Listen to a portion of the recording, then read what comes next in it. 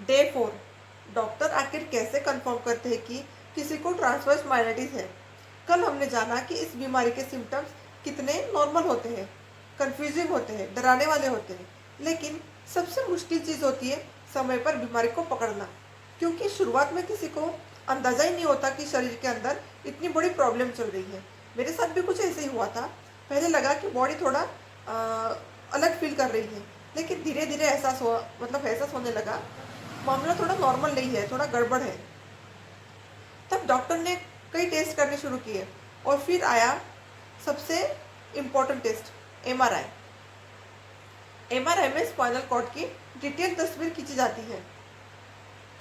अगर spinal cord में कहीं इन्फेक्शन या स्वेलिंग मतलब सूजन हो तो वही इस बीमारी का सबसे बड़ा संकेत माना जाता है। जब डॉक्टर ने मेरी एमआरआई की रिपोर्ट देखी तब पहली बार समझ में आया कि नर्वस सिस्टम के अंदर प्रॉब्लम है।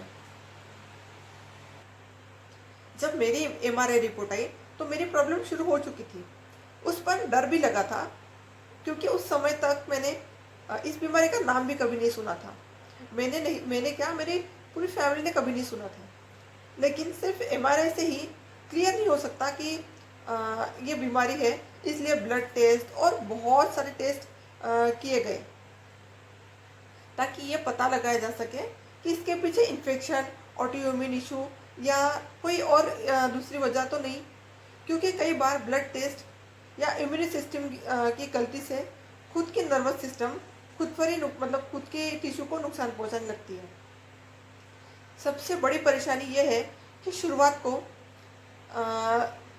में लोगों को शरीर बदलते सिग्नल सीरियस नहीं लेते, जैसे मैंने सीरियस नहीं लिया था।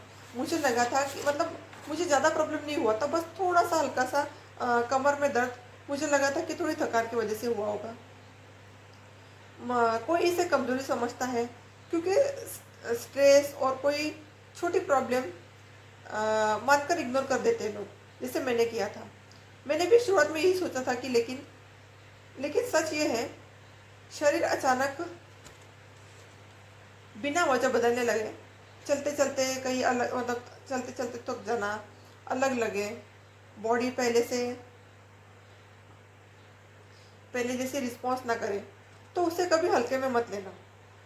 क्योंकि कई बार शरीर दिमाग में आने वाले पहले ही दिमाग पहले ही वार्निंग देना शुरू कर देता है। कल हम डे 5 में मैं बताऊंगी ट्रांसवर्स माइलेटिस का ट्रीटमेंट आखिर कैसे होता है, कौन से मेडिसिन दी जाती है और रिकवरी में कितना समय लगता है। क्योंकि क्या है ना, जो मेरे साथ हुआ है, मेरे रिकवरी को थोड़ा और टाइम लगेगा, क्योंकि हमने लेट किया। पहली बार क्या है ना, जब नया नया हुआ तो लोगों ने बोला कि यहाँ जाओ वहाँ जाओ। और महाराष्ट्र में एक्चुअली इसका तब इतना वो नहीं था।